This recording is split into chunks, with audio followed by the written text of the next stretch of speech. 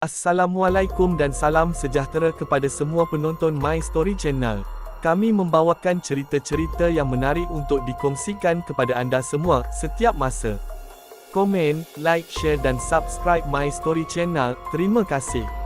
Sumpah meremang bulu roma bila dengar semula kes-kes pembunuhan kejam yang pernah berlaku di Malaysia. Ada yang dibunuh, dibekar, dikerat badannya dan macam-macam lagi.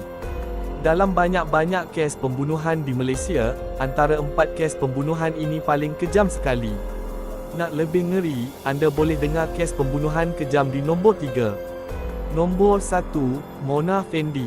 Pembunuhan kejam terhadap adun Batu Talam, Mazlan Idris ini dirancang awal oleh Mona Fendi, suaminya Afendi, dan pembantu, Juraimi, setelah lubang di stor telah dikorek seminggu sebelum kejadian.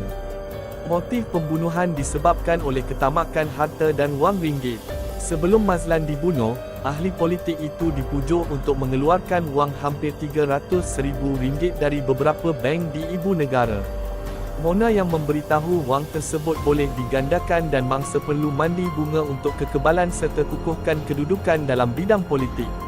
Ketika menjalankan upacara mandi bunga tersebut, Mona dikatakan meminta mangsa baring di bilik air dengan mata yang tertutup. Mangsa dipercayai telah ditetak di bahagian kepala sebanyak 3 kali sehingga putus sebelum mengerat badan kepada 18 bahagian. Kemudian beberapa bahagian kulit mangsa dilapah. Selepas 2 minggu siasatan dan Juraimi disoal siasat oleh pihak polis, Mona dan Afendi telah diberkas. Ketiga-tiga mereka didapati bersalah dan dijatuhi hukuman gantung sampai mati. Nombor 2, Nurin Jazlin. Kanak-kanak berusia 8 tahun telah dilaporkan hilang selepas pergi ke pasar berdekatan rumahnya untuk membeli klip rambut pada 20 Ogos 2007. Selepas berminggu-minggu disiasat, pihak polis menjumpai rakaman CCTV yang menunjukkan mangsa diheret ke dalam sebuah van putih pada hari kejadian. Kemudian pada 17 September 2007, seorang lelaki bermotosikal telah meninggalkan sebuah beg sukan di sebuah rumah kedai di Petaling Jaya. Pemilik kedai tersebut mendapati beg tersebut mengandungi sebuah mayat kanak-kanak dalam keadaan berbogil. Menurut laporan bedah siasat, mangsa didera secara seksual di mana timun dan terung disumbatkan ke dalam kemaluan sehingga rektum pecah. Mangsa juga mengalami penderaan yang teruk sehingga beberapa bahagian badan terkoyak dan dijangkiti kuman sehingga meragut nyawa. Pihak polis kemudiannya telah menahan 4 orang lelaki dan seorang wanita kerana disyaki terlibat dengan pembunuhan tersebut tetapi mereka dibebaskan kerana kekurangan bukti. Untuk makluman, kes ini masih dibuka sehingga hari ini kerana kekurangan petunjuk yang kukuh. Pihak polis tidak dapat menyelesaikan misteri lelaki bermotosikal dan van putih yang menyebabkan kematian Nurin Jazlin. Nombor 3, Datuk Sosilawati Lawyer. 16 September 2010, Datuk Sosilawati, pemandu Kamarudin Syamsuddin, peguam peribadi Ahmad Kamil Abdul Karim, dan pegawai Bank Kampung Baru, Nur Hisham Mohamad, telah menjadi mangsa pembunuhan di ladang ternakan ayam di Tanjung Layang, Morik. Kejadian ini berlaku selepas Datuk Sosilawati ke Banting, Selangor untuk membincangkan urusan pembelian tanah pada 30 Ogos 2010.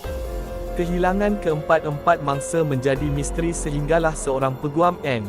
Pasmanaban dan 3 adiknya telah ditahan bagi membantu siasatan. Hasil soal siasat mereka membawa polis ke sebuah pusat ternakan ayam dikelilingi ladang kelapa sawit. Di sana, polis menemui tempat pembakaran, kesan dan bau penggunaan petrol serta sisa pembakaran iaitu sisa mayat. Keempat-empat suspek ini dijatuhi hukuman mati kerana didapati bersalah. Kronologi pembunuhan Datuk Sosilawati dan 3 mangsa. Dipukul tanpa belas kasihan menggunakan kayu kriket dan senjata tumpul. Kemudian tangan mangsa diikat menggunakan dawai. Mangsa ditikam dengan menggunakan senjata tajam sehingga mati. Ada mangsa yang dikerat badannya sebelum dibakar. Suspek melumurkan tahi lembu di badan mangsa untuk mempercepatkan proses pembakaran. Mayat kemudiannya dibalut dengan zinc, dicurahkan dengan petrol dan dibakar. Abu mangsa dikumpulkan dalam guni dan senjata turut dibuang ke Sungai Pancau. Nombor 4, Altantuya Syahari Ibu. 18 Oktober 2006, seorang wanita Mongolia, Altantuya Syahari Ibu telah diculik dan dibunuh dengan kejam.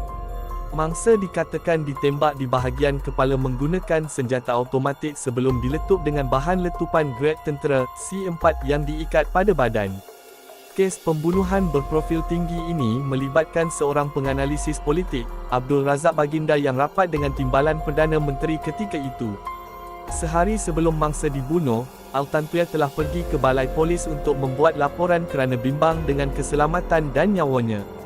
Abdul Razak Baginda kemudiannya mengaku mempunyai hubungan sulit dengan mangsa.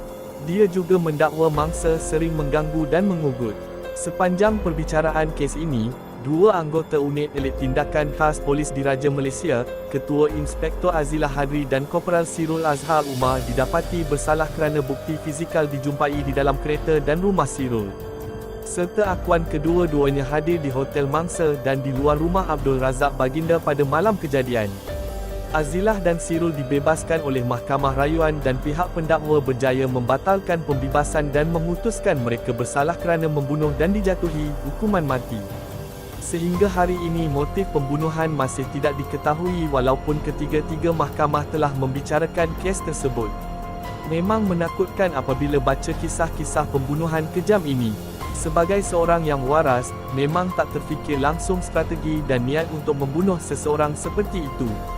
Bertemu lagi di video seterusnya dalam cerita hari ini. Jangan lupa komen, like, share dan subscribe atau langgan YouTube My Story Channel. Terima kasih.